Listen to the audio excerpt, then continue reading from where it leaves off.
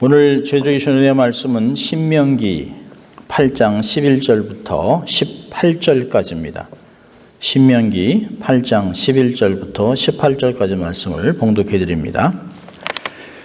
내가 오늘날 내게 명하는 여호와의 명령과 법도와 규례를 지키지 아니하고 내 하나님 여호와를 잊어버리게 되지 않도록 삼갈지어다. 내가 먹어서 배불리고 아름답고 집을 짓고 거하게 되며 또 내 우양이 번성하며 내 금이 증식되며 내 소유가 다 풍부하게 될 때에 두렵건대 내 마음이 교만하여 내 하나님 여호와를 잊어버릴까 하노라. 여호와는 너를 애굽 땅 종되었던 집에서 이끌어내시고 너를 인도하여 그 광대하고 위험한 광야 곧 불뱀과 전갈이 있고 물이 없는 간조한 땅을 지나게 하셨으며 또 너를 위하여 물을 굳은 반석에서 내게 하셨으며 내 열조도 알지 못하던 만나를 광야에서 내게 먹이셨나니 이는 다 너를 낮추시며 너를 시험하사 마침내 내게 복을 주려 하심이었느니라. 또 두렵건대 내가 마음에 이르기를 내 능과 내 손의 힘으로 내가 이 재물을 얻었다 할까 하노라. 내 하나님 여호와를 기억하라. 그가 내게 재물 얻을 능을 주셨음이라.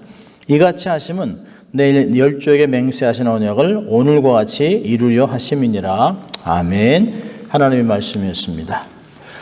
여러분 참 잘 오셨습니다. 이게 참 벌써 이게 여름이 계속 진행되는 것 같습니다. 자, 우리 양손을 가슴에 얹고 한번 외쳐보죠. 난 하나님의 특별한 사랑을 받은 사람입니다. 두 번 합니다.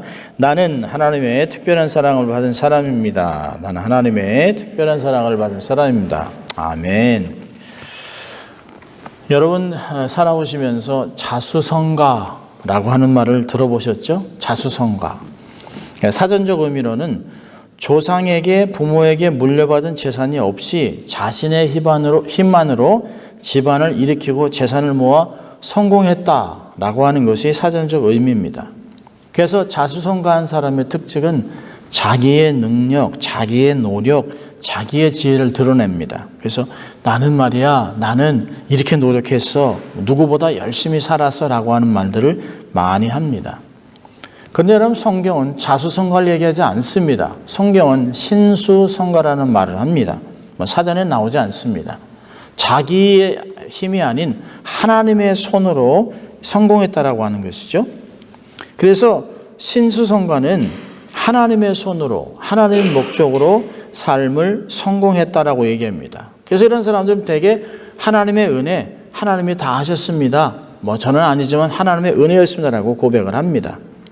그래서 자수성가는 자기를 드러낸다면 신수성가는 하나님을 온전히 드러내는 것이에요.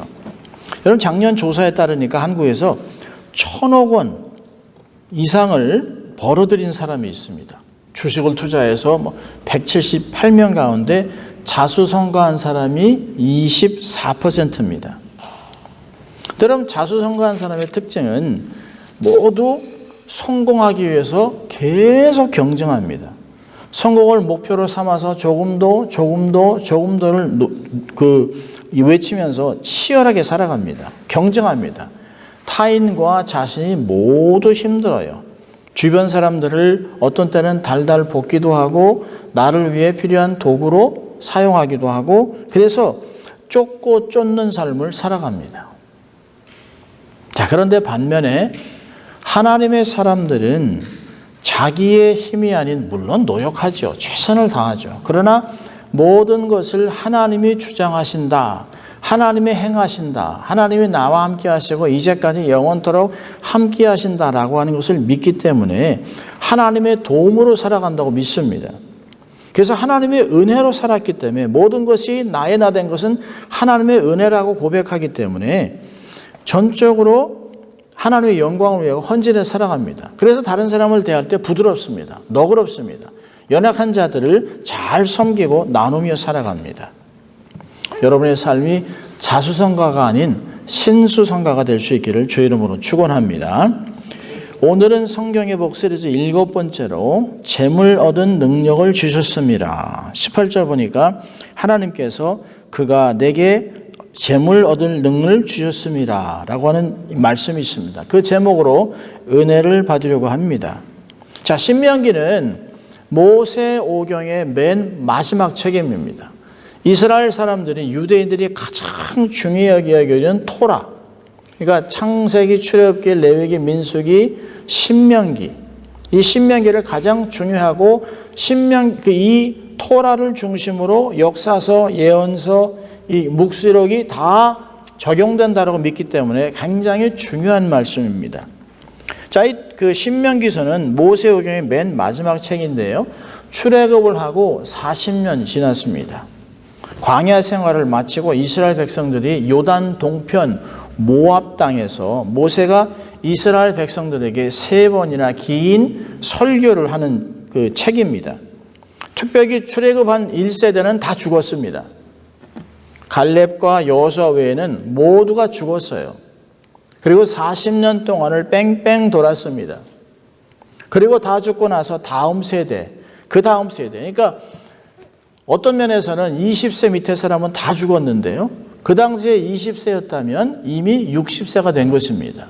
태어났으면 30대, 40대 이렇게 됐을 것이에요. 그러니까 한 세대의 불신으로, 한 시대의 불순종으로 다음 세대는 꽃도 못 피는 것이에요.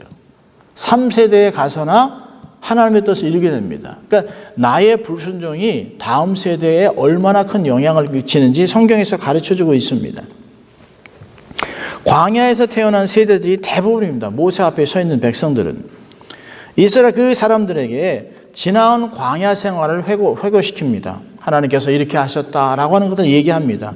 그러면서 하나님을 잊지 마라. 하나님의 은혜를 기억하라. 그리고 앞으로 너희들이 가나안 땅에 들어갈 터인데 하나님이 약속하신 가나안 땅에 들어가면 하나님의 은혜를 잊지 말고 하나님을 경외하라라고 하는 모세의 마지막 설교입니다. 저는 8장인데요. 1장부터 4장까지는 이스라엘이 광야 생활을 회고하면서 하나님의 율법과 또 이스라엘의 백성에게 순종을 요구합니다. 5장에 가서는 10계명을 다시 반복하면서 이들이 하나님의 언약 백성임을 얘기합니다. 6장에 가서는 우리가 잘 알고 있는 쉐마 이스라엘, 들으라 이스라엘아 하나님을 사랑하고 하나님께 복종하라라고 얘기합니다. 7장으로 가서는 우상을 섬기지 말아라. 절대로 이방 족들과 섞이면 안 된다라고 하는 경고를 하고 8장에 와서 드디어 뭐라고 얘기하냐면 이스라엘이 차지할 아름다운 땅을 얘기하면서 광야에서 너희들에게 주신 은혜와 축복을 기억하라라고 얘기하고 있습니다. 하나님이 너희들을 어떻게 여기까지 인도했는가를 다시 기억나게 하면서 감사하라라고 하는 내용이 전체 8장의 내용입니다. 자, 오늘 8장 1절부터 우리가 10절까지는 안 보고요. 11절부터 보는 것입니다. 여호와를 잊지 마라. 이제 모세는 약속의 땅인 가나안 앞에까지 왔습니다. 근데 하나님이 너는 들어가지 못한다라고 얘기하셨기 때문에 모세는 못 들어가요. 그래서 마치 여행을 떠나는 자식들한테 아비가 내가 너희들하고 함께하지 못하지만 너희가 이렇게 살고 조심해라 라고 하는 그런 아비의 심정으로 이스라엘 백성들이 광야에 들어가서 어떻게 살아야 할 것을 얘기하고 있습니다. 여러분, 이스라엘 백성들은 40년 동안 정말 많은 은혜를 경험했어요. 광야 얼마나 힘들냐라고 하지만 광야에 아침 저녁으로 하나님께서 만나를 내리시고 메추라기를 주셔서 먹게 하셨습니다. 고기 사이에서 이빨 사이에서 고기 냄새가 없어지지 않도록 날마다 먹이셨어요. 아침이면 만나가 내려와서 그걸로 빵을 만들어 먹었습니다. 목이 마르면 반석을 쪼개서 물을 주셨습니다. 낮에는 구름기둥, 밤에는 불기둥으로 백성들을 보호하셨습니다. 자, 그런데 이렇게 큰 은혜를 주셨는데요. 약속의 땅인 가나안 땅에 들어가면 이거는 비교도 안 되는 놀라운 축복을 주신다는 것이에요. 자, 우리 12절 13절 한번 읽어볼까요? 12절 13절. 내가 먹어서 배불리고 아름다운 집을 짓고 거하게 되며 또 내 우양이 번성하며 내 은금이 증식되며 내 소유가 다 풍부하게 될 때에 그렇게 된다는 거예요. 이스라엘 백성이 광야에서 누린 축복과는 상상이 안 되는, 더 이상 텐트를 치지 않고 집에서 거하면서 하나님이 복을 주심으로 양이 자라고 소가 자라고 그리고 은과 금이 막 풍성히 늘어날 것이라는 것이에요. 자, 그런데 14절에 뭐라고 얘기하냐면 두렵건대 내 마음이 교만하여 내 하나님을 잊어버릴까 하노라. 여러분, 모세가 걱정하는 것은 가나안에서 경험하는 풍요 때문에 하나님을 잊어버릴 것을 걱정하는 것이에요. 여러분, 모세는 잘 알아요. 이스라엘 백성들이 얼마나 깜빡깜빡하고 하나님을 잊어버렸는지 몰라요. 자기가 말씀을 받으러 시내산에 올라간 그 사이에 조금 늦게 온다고 금송아지를 만들어 섬겼던 사람이에요. 툭 하면 물 날라 그러고 광야로 애굽으로 돌아가자 그러고 반역하고 또 음란하다가 하루에 24,000명씩 죽고 얼마나 목이 고진 백성인지 모세는 너무 잘 알고 있습니다. 여러분, 가나안 땅은 바알신을 섬기는 것이에요. 목축업이 아닌 농경 문화가 발달한 것입니다. 여러분, 농경 문화에서 가장 중요한 건 뭘까요? 물입니다. 비입니다. 그래서 농경 문화가 발달한 곳에는 다 우상을 섬겨요. 바알신은 농경신, 비의 신, 풍요의 신입니다. 다산의 신이기도 합니다. 그래서 가나안 지역에서 가장 큰 신은 바알신인데요. 그 신에게 섬기면서 적당한 때에 비를 주고 자녀를 낳고 풍성한 수확을 거둘 수 있게 하려고 각종 다양한 음란한 제사를 드리고 그런 것이 이방 문화 속에 있습니다. 그러니까 이스라엘 사람들이 늘 목축업만 하다가 이제 농경사회로 접어들면서 어떻게 하면 농사를 잘 지을 수 있을까, 그런 것들을 생각했습니다. 근데 이 사람들 중에서 지금도 이스라엘 사람들이 곡해하는 것 중에 하나가 뭐냐면 고기를 버터랑 먹지 않습니다. 유대인들은. 왜냐하면 그 당시에 농경 문화에서 자기 신들에게 가장 대접하는 것이 뭐냐면 새끼를 소든 염소든 양이든 그것을 어미의 젖에 삶아서 신께 드리는 거예요. 여러분, 고기를 아이스크림과 우유랑 먹지 않는 것은 그것은 하나님께서 어떤 이들의 건강 때문에 반대하는 것이 아니에요. 그 안에 우상을 섬기는 요소가 있기 때문에 하나님께서 그것을 막은 것입니다. 여러분, 유대인 중에서 캐럴라이시라고 하는 말씀 중심인 유대인들은, 정통 유대인들은 그걸 안 믿습니다. 그래서 고기와 아이스크림 먹는 게 전혀 문제가 되지 않아요. 그러면서 그 당시에 하나님께서 그들에게 명령하셨던 거 보면 그들이 우상을 숭배하면서 하고 있는 모든 문화 요소들을 절대로 배격하고 하나님 중심으로만 살라고 이야기하는 것이에요. 이들이 농사를 잘 짓기 위해서 그들이 하는 것을 잘 볼 것이에요. 어떻게 하면 농사를 잘 짓나? 어떻게 하면 비가 오고 또 이렇게 수로를 만들어서 농사를 잘 지을 수 있을까 생각하면서 이방인들이 하는 것을 보는 것이에요. 절기 때마다 하는 우상 제사를 보는 것이에요. 그러면서 그들과 함께 동화될 것을 모세는 걱정하는 것입니다. 모세는 광야에서 받은 하나님의 은혜를 잊지 말라고 얘기하고 있습니다. 여러분, 신앙의 위기는 가난할 때 오지 않습니다. 물질적으로 풍요롭고 넉넉한 시기에 우리의 삶에 위기가 오는 것이에요. 여러분, 힘든 시기에는 누가 시키지 않아도 기도합니다. 누가 얘기하지 않아도 열심을 내요. 하나님께 하나님 이렇게 하시면 제가 이렇게 해드리겠습니다. 소원도 하고 봉사도 하고 열심을 내요. 하나님과 동행하는 것이 삶의 본질이라고 생각합니다. 그런데 정작 하나님이 은혜를 주셔서 삶이 넉넉해지고 부유해지고 건강해지고 회복되면 언제 그랬냐는 듯이 영적으로 느슨해집니다. 세상과 타협하고 결국에는 타락해요. 못 고칠 것 같은 병에서 하나님 앞에 기도했어요. 그냥 하나님이 치유해줬는데 어느 한순간에 하나님의 은혜가 아니라 약이 좋았다, 의사가 좋았다, 좋은 사람을 만났다, 기술이 좋다라고 우리의 삶에서 그런 것들을 고백하는 것을 보게 됩니다. 우리가 영적으로 느슨해지면 세상과 타협하고 결국에는 타락하고 멸망하는 것이에요. 이거 인간의 본성입니다. 이건 누구도 제외되지 않습니다. 목사도 선교사도 장로도 직분자도 모두가 동일합니다. 초심을 잃어버리는 것이에요. 자, 하나님을 잊어버리면 자신이 드러나요. 17절 보세요. 우리 17절 같이 읽습니다. 또 두렵건대 내가 마음에 이르기를 내 능과 내 손의 힘으로 내가 이 재물을 얻었다 할까 하노라.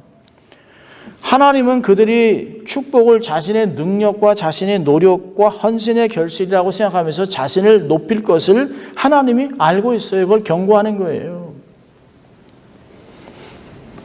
여러분, 철없는 자녀들을 보면 자녀들이 잘 장성한 게 자기가 잘나서 그런 줄 압니다. 자기가 성공하고 자기가 이렇게 잘 살게 된 것 다 자기가 잘난 줄 알아요. 하늘에서 뚝 떨어진 줄 압니다. 그렇지 않아요.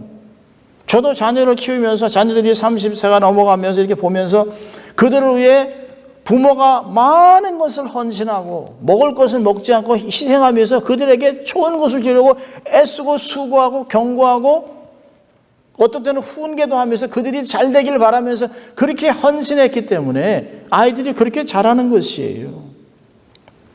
부모의 헌신과 돌보심이 없다면 지금의 나는 없는 것이 불가능합니다.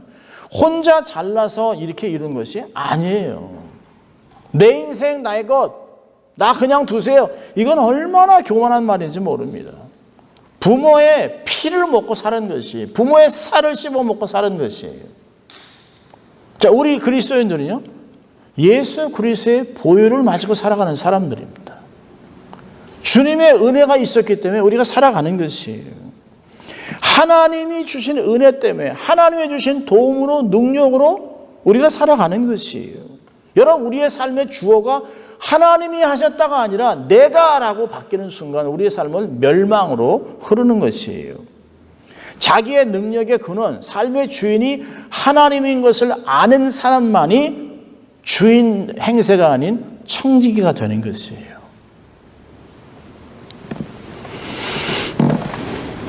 17절에 그러잖아요. 두렵건대, 14절에도 두렵건대 너희 마음이 교만하여. 내가 노력했다, 내 힘이 다른 게 다 교만이라는 거예요. 성경에서 아주 유명한 두 명의 교만한 사람이 나오잖아요. 다니엘 4장에 느부갓네살 왕, 공중 정원을 보면서 내가 이걸 보라. 그 말이 입에서 떨어지기 전에 하나님이 그를 징계해서 7년 동안 이슬을 먹으면서 짐승같이 살게 합니다. 또 예수님은 누가복음 12장에 어리석은 부자, 풍성한 수확을 거두고 하나님께 영광 돌리느라 야, 이제 내 영혼아 이제 좀 잘 쉬자. 자기 영혼도 자기 마음대로 할 줄 알아요. 근데 그날 주님이 찾아오셔서 내가 내 생명은 오늘 밤에 취하면 이 모든 것이 누구의 것이 되겠냐, 이 바보야 라고 얘기하고 있습니다.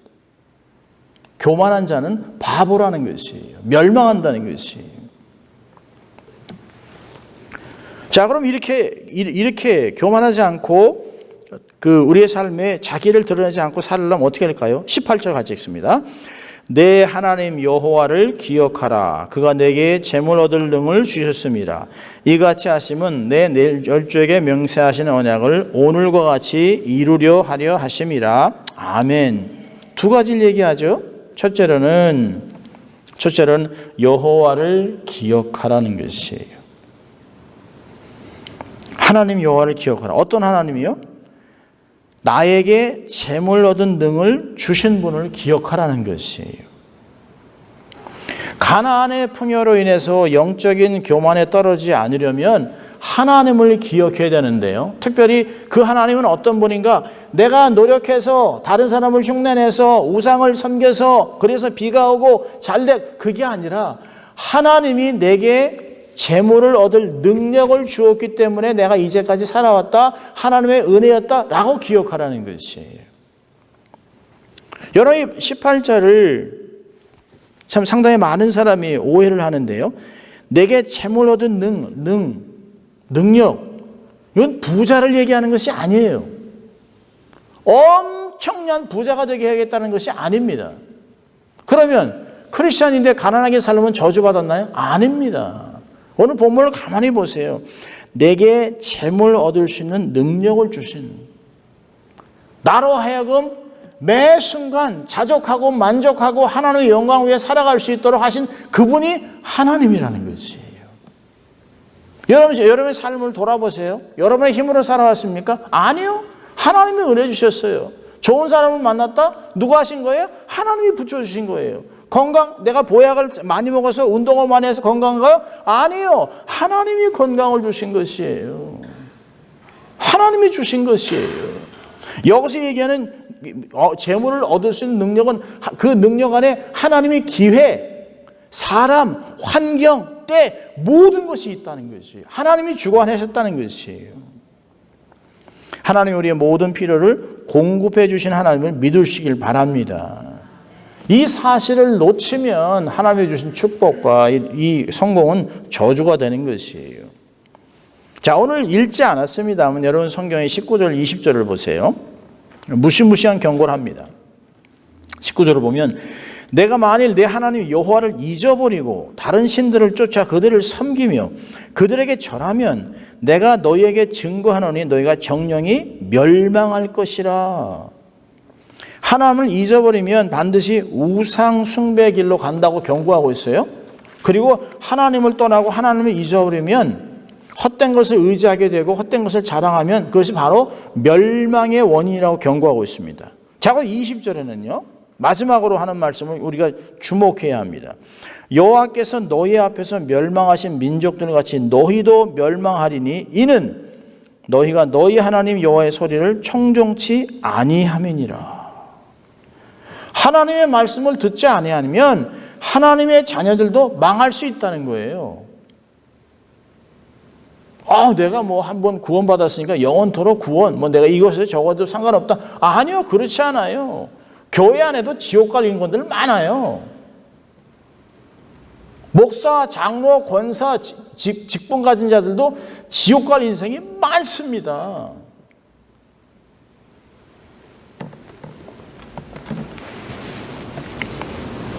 하나님의 자녀들도 망할 수 있다는 거예요. 이 땅에서 넘어질 수 있다는 사실을 강력하게 경고하고 있습니다. 하나님의 자녀는 특권이 있기 때문에 더 열심히 살아가야 되는 것이에요. 내가 하나님의 자녀이기 때문에 뭘 해도 괜찮다? 아니요, 그렇지 않습니다. 이방같이 똑같이 죽을 수 있다는 것이에요. 자, 우리 두 가지만 우리가 적용을 해보면 첫째로 겸손하라는 것입니다. 겸손. 인간은 물질이 많아질 때, 넉넉해질 때, 편안해질 때 하나님 앞에서 교만해질 수 있습니다. 하나님의 능력을 버리고 물질의 능력을 의지해요. 돈이면 못할 것이 없다고 생각해요. 황금 만능주의. 물론 돈은 위력이 있습니다. 영화에서도 money talks. 돈이면 되는 거예요. 돈이면 다 들어가요. 해결될 것 같아요. 폴란드인 속담 가운데서 내게 돈이 있을 때 사람들은 나를 형제라고 불렀다. 돈이 있으니까 사람이 막 끼는 것이에요. 돈이 위력이 있어요. 성도들 중에서도 예수 믿는 사람들 중에서도 이 돈의 위력을 과대평가하는 분들이 있습니다. 못할 게 없다고 생각해요. 돈은 하나님이 아니에요. 돈은 만능이 아닙니다. 돈은 도구일 뿐이에요. 이렇게 생각하는 사람들은 하나님을 의지하지 않고 물질을 의지하곤 합니다. 그러나 여러분 세상에는 돈 갖고 할 수 없는 것들이 너무 많아요. 그걸 인정해야 합니다. 겸손히 하나님의 은혜를 구해야 합니다. 여러분 하나님이 사랑하는 자에게 잠을 주시는 거지 하나님께서 돈 많은 자에게 잠을 주시는 것이 아니에요. 하나님이 좋은 약을 먹었기 때문에 잠을 주는 것이 아니에요.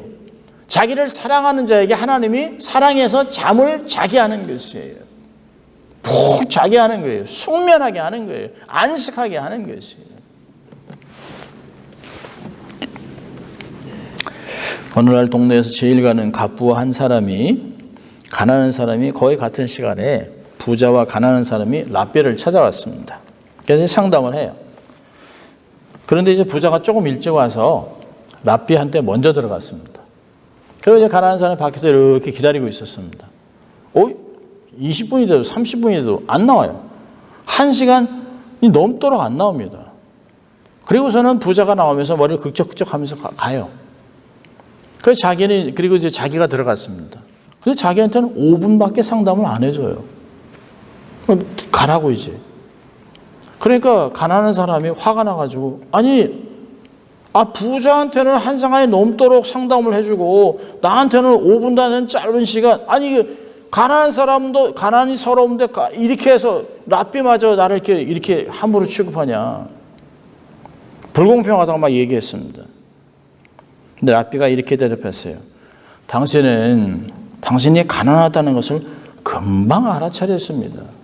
근데 부자는 마음이 가난하다는 사실을 깨닫게 하는데 1시간이 넘게 걸렸어요. 그리고도 그것을 의심하며 나갑니다. 부자는 교만하기 때문에 자기의 부족함을 깨닫기가 어렵다는 거예요. 여러분, 실제로 많은 사람이 부유해지면서 하나님을 떠났습니다. 대한민국도 보면 참 가난하고 힘들 때 70년, 60년, 70년, 80년 지나면서 막 잘 살아보세요를 부르면서 얼마나 노력했습니까? 새벽기도 꽉꽉 찼습니다. 금요예배 가득했습니다. 기도원 꽉꽉 찼습니다. 여러분, 기도원에 무슨 에어컨이 있습니까? 무슨 바닥이 좋아요? 춥고 한데도 가서 기도하고 막 나무뿌리 뽑아냈다고 기도하고 나라를 위해서, 민족을 위해서, 국가를 위해서 기도했던 수많은 사람이 있었습니다. 약이 좋지 않고 병원 시설이 안 좋으니까 죽을 병이 들면 이제 약이 없다고 그러면 단 한 가지 방법밖에 없어요. 거적대기 뒤집어 쓰고 산에 가서 눈을 마주치고 하면서 하나님께 기도하는 거, 하나님 살려달라고. 그리고 기적도 많았어요.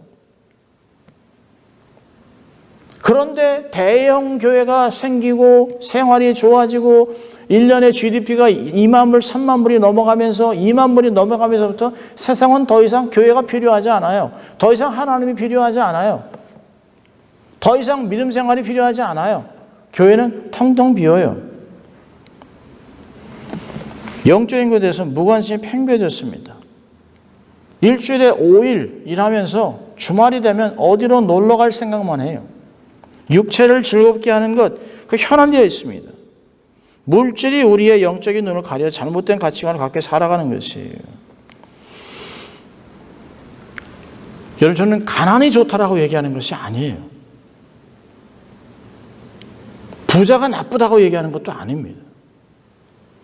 저는 여러분이 부자로 살기를 바라요. 그렇지만 심령은 가난해지기를 원하는 것이에요. 낮은 자세에서 하나님께 기도하면서 엎드려 기도하며 하나님의 은혜를 받고 하나님 주시는 물질을 받고 건강을 받고 하나님의 은혜로 살아가라는 것이에요. 하나님과 겸손히 동행하면서 수시로 자기를 돌아봐야 됩니다. 내가 어떤 말을 하고 있는지, 어떤 태도로 살아가는지, 나보다 연약한 사람을 내가 어떻게 대하고 있는지를 보면서 내 자신을 수시로 감찰해야 돼요. 하나님은 겸손한 자에게 은혜를 주신다라고 얘기하셨습니다. 교만한 자는 대적한다라고 얘기했습니다. 낮은 마음에 하나님의 은혜가 생수가 흘러들어가 충만하게 하는 것이에요. 결국에는 하나님께 사용되고 쓰임받는 도구가 되는 것입니다. 평생 겸손할 수 있기를 주의 이름으로 축원합니다. 자, 두 번째로는 은혜를 기억하고 감사하라는 것이에요. 여러분, 모세는 그러잖아요. 가나안에 들어가더라도 하나님을 기억하라. 광야에서 매일 불기둥, 구름기둥 인도하심 받고 매일 만나를 공급받고 어떻게 하나님을 잊겠습니까? 매일 하나님을 보는데요. 아무것도 안 보이던 때 아침에 가면 만나가 내려 있어요. 아무것도 없는데 갑자기 동풍이 불어가지고 막 그냥 앞에 메추라기가 날지도 못하고 앉지도 못하고 이렇게 있습니다. 한 사람이 200kg씩 잡았어요. 200kg씩. 그걸 해서 간을 빼고 해가지고 껍질을 말려서 그걸 말려서 절기를 해 먹었습니다. 작년만 60만 명. 최소한 200만 명이 살아가면서 음식이 부족하지 않았어요. 아침마다 구름기둥, 불기둥을 보면서 하나님이 우리를 보호하신다, 하나님이 우리와 함께한다는 걸 보고 있는 거예요. 그런데도 그런 기적 속에서 하나님을 불신하고 불순종합니다. 그렇다면 불기둥도 없고 구름기둥도 없는, 만나도 없는 그런 땅에 가서 하나님의 은혜를 기억할 수 있을까요? 얼마나 큰 믿음의 싸움이겠습니까? 하나님을 기억하는 것은 하나님께서 재물을 얻을 능력을 주셔서 오늘도 내가 그 은혜를 누리고 있다라고 하는 것을 얘기하는 것이에요.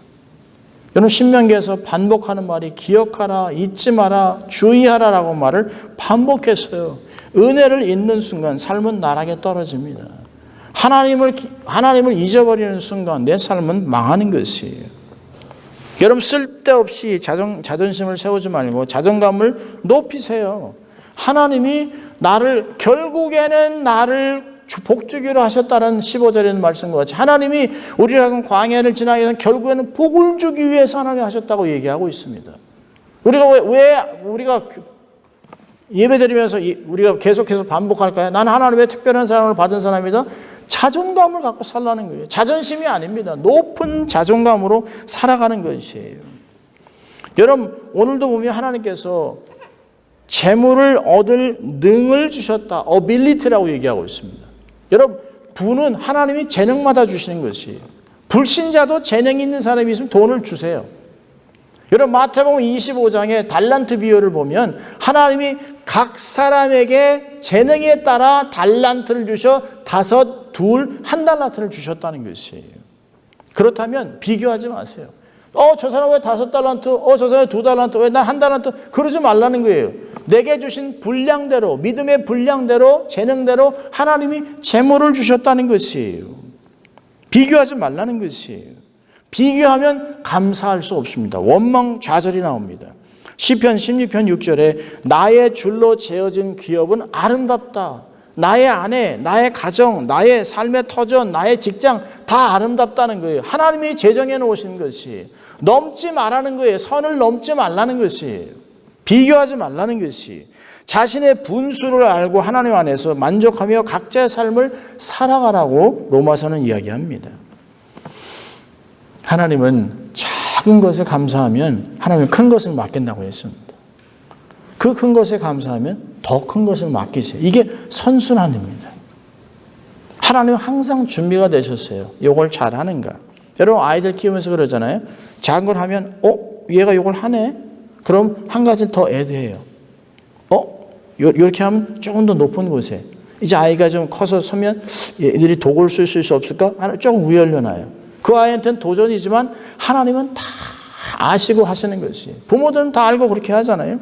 하나님도 우리의 삶을 알고 우리의 삶을 계속해서 업그레이드하기 위해서 조금씩 도전이라고 하는 삶을 허락하십니다. 감사하면 우리의 삶에 원망, 불평 이런 이 불만의 기생충 같은 독이 없어질 수 있습니다. 그래서 바울은 골로새 2장 7절에 감사함이 넘치게 하라라고 얘기하고 있습니다. 감사. 당신은 복 있는 사람이라는 글이 있습니다. 한번 잘 들어보세요. 당신 개인 소유의 성경책을 갖고 있다면 당신은 복받은 것입니다. 세상 인구의 3분의 1이 성경을 한 권도 같이 갖고 있지 못합니다. 당신이 오늘 아침에 건강하게 일어났다면 당신은 복받은 것입니다. 세상에는 수십만 명이 아침에 깨어나지 못하고 세상을 떠나고 있습니다. 당신이 전쟁의 위험이나 감옥 생활이나 고문이나 기근에 고통하지 않는다면 당신은 복받은 것입니다. 세상에는 거의 5억 명이 그런 고통을 받고 있습니다. 당신이 위협이나 체포나 고문을 당하지 않고 교회에 갈 수 있다면 당신은 복받은 것입니다. 세상에는 30여 명의 사람들이 교회와 동떨어져 살고 있습니다. 당신의 냉장고에 음식이 있고 따뜻한 옷과 살집과 잠잘 곳이 있다면 당신은 복받은 것입니다. 세상 인구의 75%가 그렇지 못합니다. 당신의 통장에 생활비가 있고 지갑에 용돈이 있다면 당신은 복받은 것입니다. 당신은 세상 사람들 가운데 상위 8%에 속한 사람입니다. 만일 당신이 어제도 오늘도 기도했다면 복받은 것입니다. 비록 소수에 속하지만 하나님이 기도에 응답하시는 것을 믿기 때문입니다. 그리고 당신이 예수 그리스도를 믿는다면 당신은 이 세상에서 가장 복받은 사람입니다. 거기에 죄 용서와 평안과 영생의 보장이 있기 때문입니다. 놀랍죠? 자, 한번 자기 가슴에 이렇게 손을 대보실래요? 그리고 이렇게 얘기해 보세요. 나는 복받은 사람이다. 해보세요. 나는 복받은 사람이다. 그런 사람이에요. 세상에 나같이 큰 복을 받은 사람이 있을까? 생각하면 감사가 넘치게 되어 있습니다. 우리는 하나님께로부터 많은 복을 받았습니다. 앞으로도 하나님이 우리의 삶을 책임지실 것이에요. 믿으시기 바랍니다. 그리고 그분의 은혜를 잊지 말고 감사하며 살아가는 여생이 될 수 있도록 한 주가 될 수 있기를 주의 이름으로 축원합니다. 기도하겠습니다. 하나님 아버지 감사합니다. 오늘도 우리들에게 하나님의 은혜로 살아가는 삶이 어떤 것인지 우리에게 다시 말씀해 주신 주님, 하나님의 은혜를 늘 기억하고 감사하고 겸손히 하나님과 동행하여 하나님의 영광을 이 땅에 드러내고 하나님의 성품과 사랑을 세상에 전파하고 살아가는 축복의 통로가 될 수 있도록 하나님 축복하여 주시옵소서. 감사하고 예수님 이름으로 기도합니다. 아멘.